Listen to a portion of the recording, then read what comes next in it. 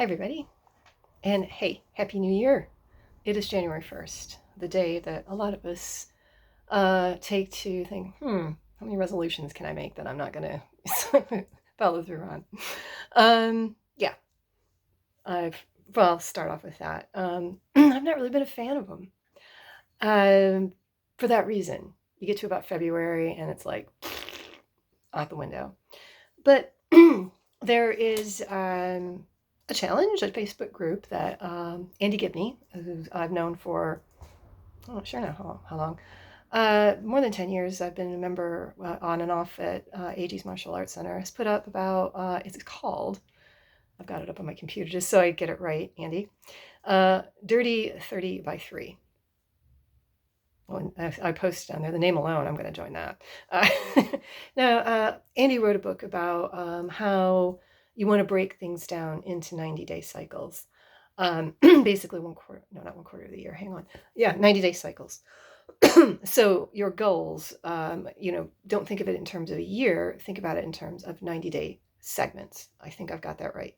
I never actually bought that book, Andy. Sorry. I probably should. So I thought, well, you know what? That's a bit more achievable. That is more of a smart target that us teachers actually try to promote, meaning, sensible, manageable. I forget what the A stands for. Basically, don't set silly off the wall goals that, okay, by January 1st next year, I'm going to be this, because what you want to do is set a series of smaller goals that are tangible, that you can do, and build up to that big goal. Right. Okay, so I've joined that, and I'll just put my goals on there. These are not resolutions, these are goals. So one is to ride, this is for the first 90 days of 2025, 1,500 kilometers on my bike. My exercise bike. I don't know, if the weather starts getting nice enough, I might jump out on my mountain bike. You never know. Training 2 times a week at Andy Gibney's. I did get a little lax throughout last year. But then this last sort of segment of the last bit of 2024, I got in there a lot more consistently, up until about a week before the grading, when I got nailed with diverticulitis, and Andy was nice enough to let me rather do my red belt on the Tuesday, do it on the Thursday. Thank you so much, because it paid off. I got a distinction. It was my first ever distinction there. I was really surprised. I mean, I had the sense that I passed it. I did enough to pass it. I was a little worried about my grappling, but when he said distinction, I was shocked. I really was. But I was happy. I don't want to say I can't believe I got a distinction, because, well, you might as well believe it. You got it. And that just tells your brain not to believe you can do these things. Okay. So I kind of lost my train of thought there, but my next goal, yeah, that was it, training twice a week, because he's been on about consistency. And you do what you can do. If you can get in once a week, you get in once a week. But don't think, once a week's not going to do anything. It'll do more than nothing, no times a week. And then I want to do at least an hour a week at home. Now, that might not be specifically Andy's syllabus, because I do an online one with some friends of mine. But look for the overlap between the two programs and maybe train that. And the nice thing about just saying an hour a week at home, if you don't have time to think, oh God, I got to sit here and do an hour, get up and do 10 minutes, spread it out throughout the week. It does make a difference. I earned my yellow belt with the Eskrima Master doing that, just saying, okay, well, I can't face an hour, but I can do 20 minutes. And just that consistency. Eating healthy. But I have a specific plan. I actually joined Weight Watchers a long time ago, and everybody says, why do you do that? You're so thin. First of all, I'm not that thin. I used to be thinner. But I'm not fat. I know what people mean. Why do you need to do that? Well, a lot of people don't realize you don't have to join Weight Watchers specifically to lose weight. The recipes are fantastic, excellent healthy eating options. Good if you're a vegetarian. They have vegan options. I'm between vegetarian and vegan. I can't see myself giving up cheese, but I've joined that and I thought, okay, I'm going to just work that into my eating plan more, because I was getting a little lazy on it. I worked out of the home last year, and I was getting a little used to the canteen food and all of that. And I've lost a lot of weight. I've actually lost a lot of weight over COVID, because I didn't have to go to work. I work from home, and I could easily find that hour and a half to train hard. Got out of practice working out of the home. Not that I didn't put on gobs of weight. We're talking about 4 or 5 pounds here, but it starts with that and it keeps going. I'm back working from home again, and I'll get onto that in a minute. But but still getting back into those workouts. Okay, eating healthy, but I'm going to allow myself one cheat day. You can't just, you got to allow yourself some treats. Smash that orange belt. If I can get a distinction on the red, I can get one on the orange. So that is the goal. And by the time, I think the first 90 days is going to take us up to April 1st, if I've done the math correctly, we're going to have our first of the next series of stick competitions, which is in Bristol.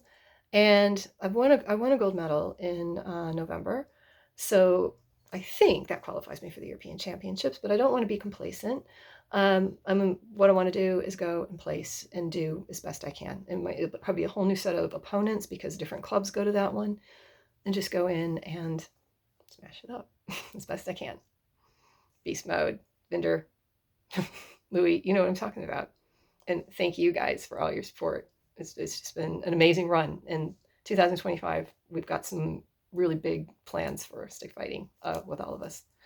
Okay, but let's not get on to the third or fourth set of 90-day goals. Let's get on this one. Okay, so that's the 5 goals I've put on. I've put them up. A lot of people like them. A lot of people are putting them up. And it's nice to have this sort of Facebook group because we can all check in on each other and go, how you doing? He did one before the holidays, a Santa challenge. I did join the group, but I did nothing. I did naff all. And I thought, no, this time I'm going to do this one. But I did look in on the group and see how people were doing, and it was a really nice sort of environment. There were various reasons for that. One of them was the US election. I was actually kind of in a coma a bit after that. Although I did get to Andy's right afterward because I really needed to hit stuff after that result. I was just in shock, and it's wearing off now. One of my other things I am going to be very, very active in is the politics of my country in the USA. I'm going to be writing my congressman, writing my senators. Whenever he tries something stupid, I'm going to be on them. And I'm following the news and everything. I follow it a bit too much. That's another thing. I need to pull myself away from that a bit because it's just downright depressing at the minute. But, and we'll see. They have a very good quote, and I believe it comes from a political scientist, and I can't remember what his name was, but they say, never obey in advance. Okay? Don't just give up. Never obey in advance. Wait for them to come to you. But that's a different thing. So that was one thing. That really just set my mood into a spiral. I was like, how? What? How? And what is the matter with my country if he can be he who shall not be named anymore with the charges against him, and his behavior and his threats can become again the president of the United States? 2016 I could understand, but again, what? Anyway, I don't want to talk too much about it because it just gives energy to that. Yeah, so that kind of threw me a bit, so that's why I didn't do a whole lot on that group. A couple people have asked, well, one in particular, Sven, why don't you do your vlog anymore? Again, there are various reasons for that. Because I do a lot of vlogs. I do my allotment, and I was doing another type of vlog and this and that, and I just felt like, God, I'm just vlogging all the time. This is crazy. So that was one of the reasons. Another one was just some negative opinions I got from a place that I worked, and they were like, we really don't like you doing that. I ended up leaving that place for other reasons, but I just thought, well, just put it to bed for a while. And then I thought, you know what? If that's the way, that's the road of the coward. If they've got to threaten you, I obeyed, not in advance, but yeah. And I just thought it was that was kind of a catalyst to other things, and going, okay, I'm just not happy at this place. I'm going to go. And it was a risk, but it was a risk worth taking. I found like I said, I was working outside of the home last year, which I had opportunities to go back to online, but I thought, you know what, maybe a year going back into the physical classroom will be good for you. And it was. But I also wanted, when I got the opportunity to come back, I did, because it just frees me up a lot more. One thing I did learn, though, was you don't have to take crappy jobs. Well, let me rephrase that. Sometimes you have to make ends meet. We all have to do things we don't want to do at times, but that is temporary. That is not a way of life. I did have a job in an online school that was based in India, and I'm not going to say their name, but And I thought, oh God, this is great. Early mornings. So I can start early, finish early, get to my allotment, do all these other things, get to bed early. And it was working out really well for a while. I loved the early mornings, but it was just so disorganized. And they were just piling work on us, and they were constantly criticizing this, that, and the other thing. And I left.